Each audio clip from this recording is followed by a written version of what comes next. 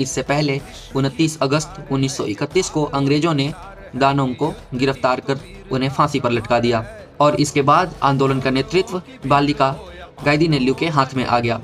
रानी ने अपनी जिम्मेदारी को बखूबी निभाया और अपने 4000 नागा सिपाहियों के साथ भूमिगत रहकर अंग्रेजों को लगातार टक्कर देती रहीं। हतोत्साहित अंग्रेजों ने आंदोलन को दबाने का प्रयास शुरू कर दिया और आंदोलन से जुड़े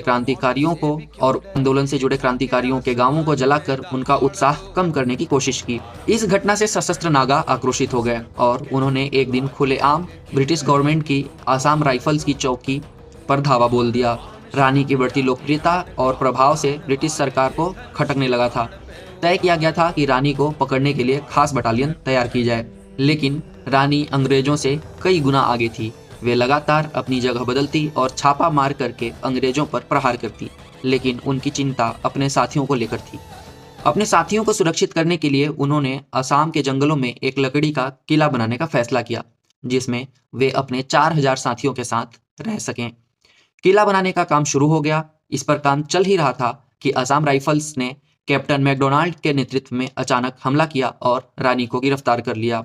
साल 1932 रानी को इम्फाल ले जाया गया और उन पर मुकदमा चला। उन्हें आजीवन कारावास की सजा सुना दी गई। रानी गाइदिनेल्यू ने अगले 15 वर्ष गुवाहाटी, शिलोंग और तुरा आइजोल की जेलों में बिताए। वे कैद से तब मुक्त हो सकीं जब 15 अगस्त 1947 को हमारा देश आजाद हुआ। कोहिमा में रहने के दौरान 1975 में उन्हें ताम्रपत्र स्वतंत्रता सेनानी पुरस्कार से सम्मानित किया गया। वहीं 1982 में अभूतपूर्व योगदान के लिए रानी को पद्म भूषण से सम्मानित किया गया।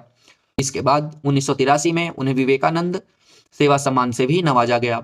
1991 में रानी अपने जन्म स्थान लौट गईं, जहां 17 फरवरी 1993 को 78 वर्ष की उम्र में उनका निधन हो गया। साल 1996 में रानी गाइदिनेल्यू को मरणोपरांत बिरसा मुंडा पुरस्कार से भी सम्मानित किया गया है। उनकी स्मृति में एक डाक टिकट भी जारी किया।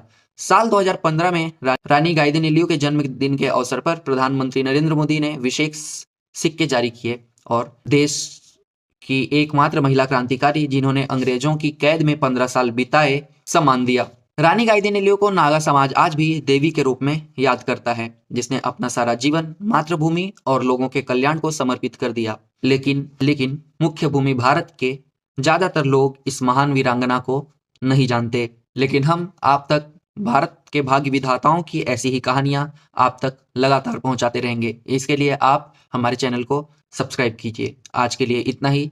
देखते रहिए भारत भाग्य विधाता। नमस्कार।